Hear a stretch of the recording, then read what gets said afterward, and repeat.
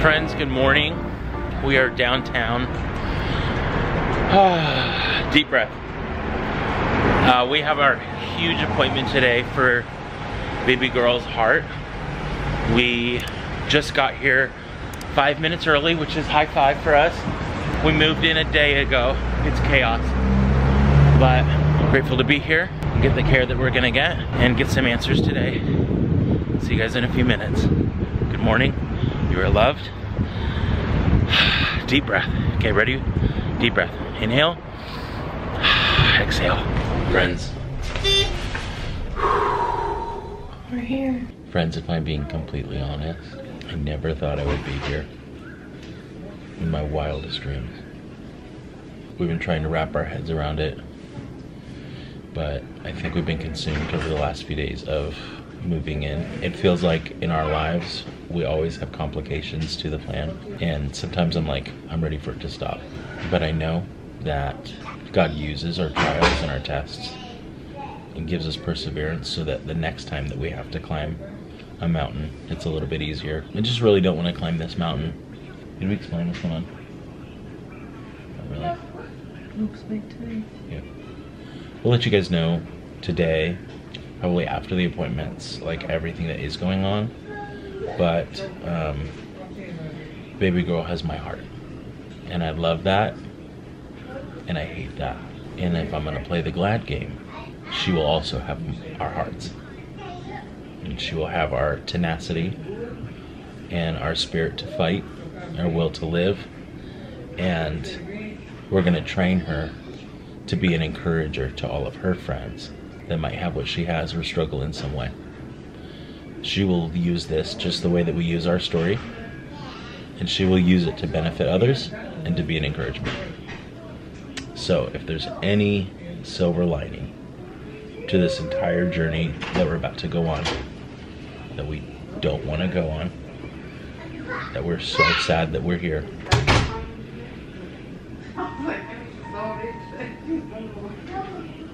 the mess will get redeemed one day.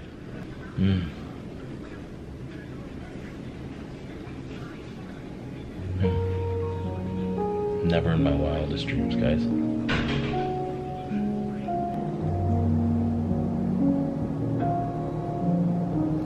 So right now I'm just going to do like a bunch of stuff like the OBs did for size and dates, and then we're just going to focus on the heart, okay? We just do size and dates to give us a body surface area for the heart size. It's all simple.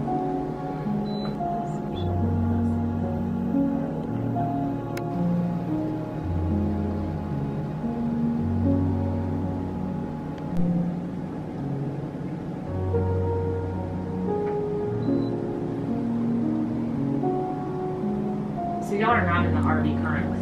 No. Okay. Just go somewhere else on Friday. Okay. Oh my goodness. Let me get her. We're insane human beings, by the way. I mean, We bought the house before we moved. Okay. It's going okay. I don't think it got fixed. I'll tell you more in a minute.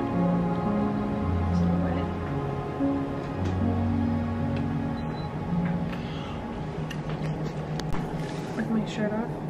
Look at that baby belly. We don't know any information right now. We just got an echo. And we could read into it and say nothing's changed. I know, I'm looking at it, analyzing it myself, but I want to know. I mean, we have to wait for the doctor because we could be guessing. Yeah. But Or we are guessing. I would say the most positive thing of today is our friend that did our scan just made it seem so She was just calm. calming. Yeah. Not alarmed, not alerted. She didn't even say like, yeah, we should look at this. She's a professional. No, She's not going to say anything. I know that, but what I'm saying I is think I have to go potty again. she just made it seem so effortless, and like we didn't feel stressed, and I think that's really important. She said baby then like took good pictures, which I'm like, that's a rarity for her Yeah. to be in a good spot to get all the photos. So they She's got waking all up. those. Yeah. She's starting to learn that she's going to be photographed. A lot. Oh, baby girl, please heal. I'm glad we're not flying tomorrow. I'll show you the house later today. We literally are like blow up beds. Like everything that we're putting away in the house is like disappearing into cabinets, and half of the RV is already out. And I'm just like, wait, It's bare. Where's our stuff? Love it. Friends, don't feel bad for us. We actually have like zero desire to go get furniture right now. We just are enjoying it. Yeah, I have a desire to do like Goodwill and fix it up, Yes. like as we go, but like no pressure to actually fill it right now, like just slowly but surely. We have to go get like a handful of like items that you're supposed to have when you have a house and some land, like a lawnmower. Who knew?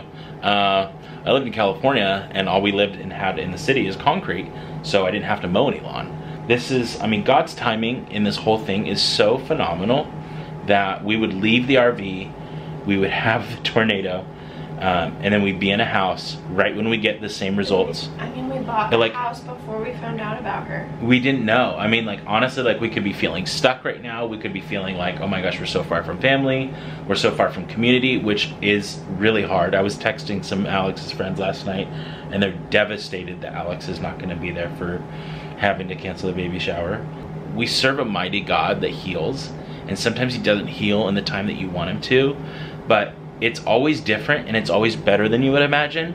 And so we just have a peace in this scenario. The only thing I want right now is for her to get rest. The only thing I want right now is for baby to be healed.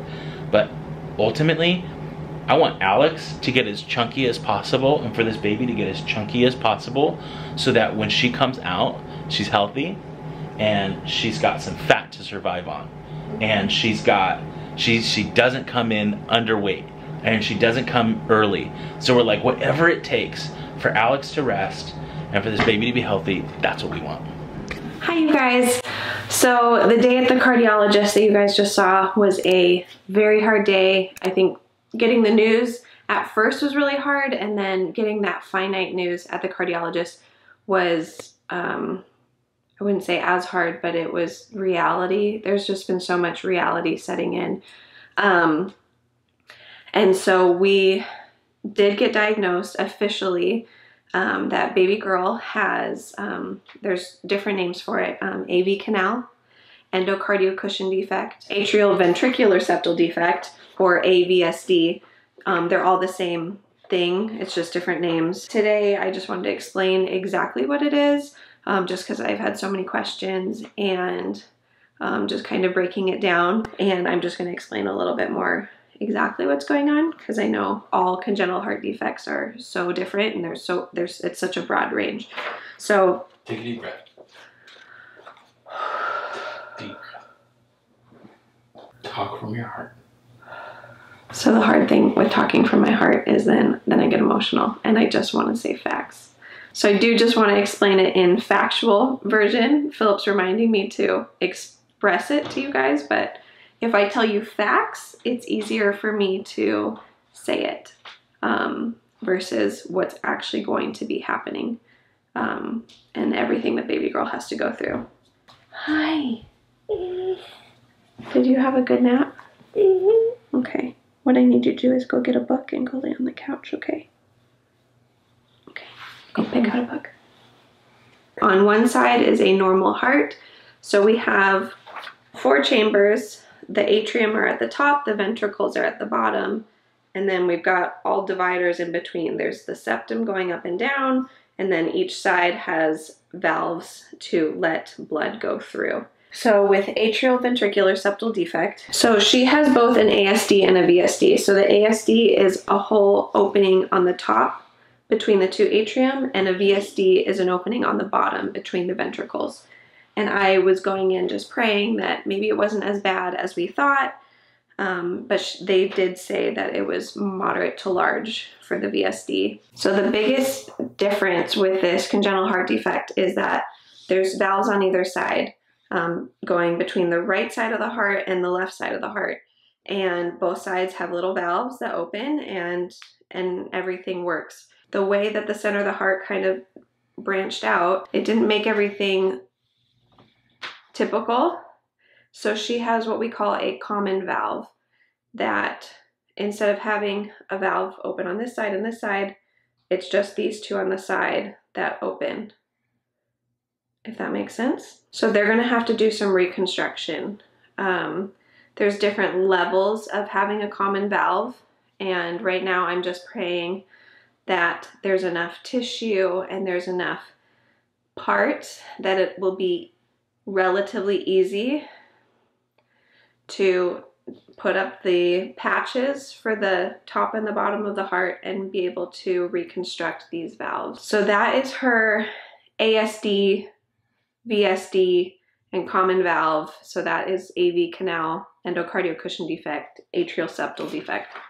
That is the condition of her heart. So to repair something like that, they want to make their tissues as strong and hardy as they can before surgery. So ideally, the longer you can wait, the stronger your tissues are going to be. So open heart surgery will happen between 4 to 6 months, ideally. Surprisingly, with this diagnosis, her oxygen level will be a little bit lower, but not astronomically lower, where she will be fine living with this heart condition until she's 4 to 6 months. Now, let's add in the kicker.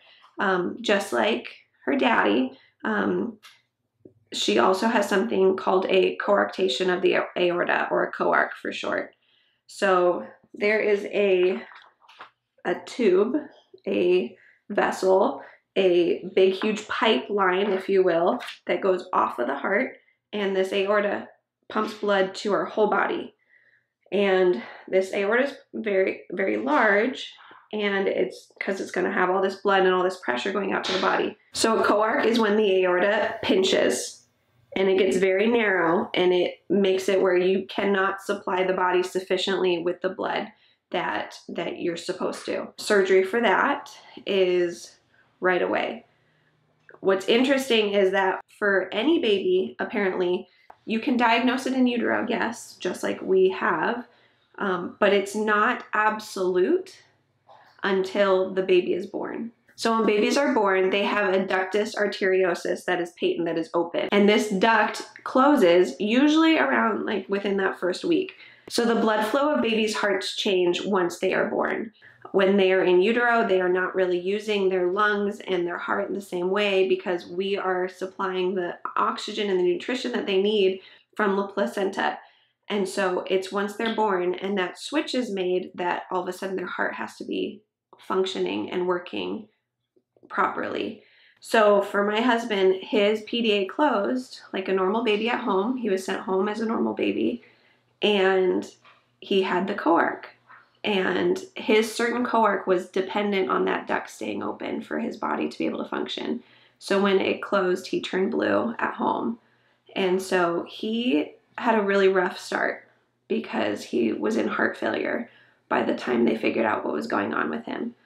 Whereas for baby girl, we will be able to watch her in the NICU, and they will be able to tell, they'll do an echo right away after birth and be able to tell if she needs that duct to stay open. If she does, she'll be on something called PGE. It's a medication to keep that duct open. So if she does end up having a coarc where we need to intervene, it is very probable, that is what we are mentally preparing for. They will go in and do surgery to take out that small part and put the big pieces back together. So the narrowing, they'll cut that out and put them back together. I have also heard some people where they will stent it. They'll put a little coil in it to make it open. I think it just depends on how she looks when she's born that we will find out the extent. The hardest part of newborn surgery is that she will then, after surgery, have to learn how to eat. And so recovery after a coarc could possibly be actually longer than her major reconstruction surgery at 4 to 6 months.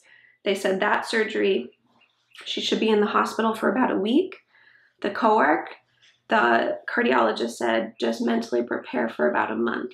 So baby girl is going to be in the hospital a lot this year. We are just going to continue to ask for prayers that she is big and strong when she's born, that maybe it's not as bad by the time that she's born. And I'm just so thankful for each and every one of you who has reached out, prayed for our family, who has loved on us. So I hope that answers some of your questions of what exactly is this heart defect that we are describing to you guys. It is 2 conditions combined. So honestly, you guys, I don't know how we're going to get through this. And I bet you there's so many of you right now that are in a situation that you don't know how you're going to get through. But what I do know is that we are going to get through this. And we're going to take it one day at a time. And just like we always have over here on this channel of showing you how to get through really hard situations and stay positive. And we're going to have some good days and we're going to have some really bad days. And we just are thankful that you guys support us and love us through each and every one of those days. But I hope that our positive days are going to give you encouragement that you can get through your hard days too. So thank you guys so much for watching, and we'll see you guys in our next video. Go let your love multiply. Don't you know that you're beautiful?